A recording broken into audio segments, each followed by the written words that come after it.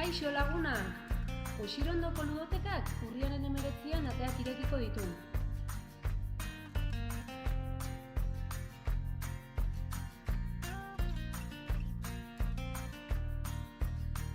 Aurten berrikuntzekin gatoz.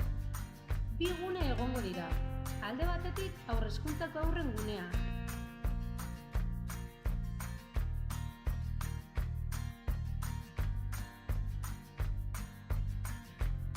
Eta bestetik lehen hezkuntzakoena.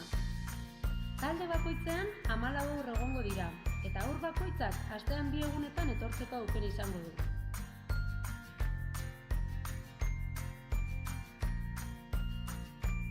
Guztion ongizatea bermatzeko segurtasun neurriak hartuko ditugu.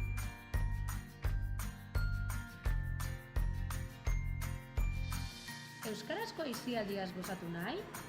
Animatu zaitez eta izena eman!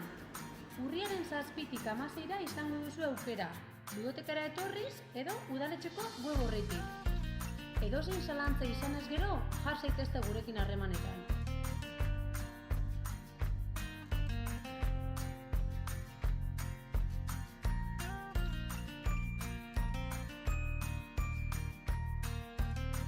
Zatoz gurekin ondo pasatzera!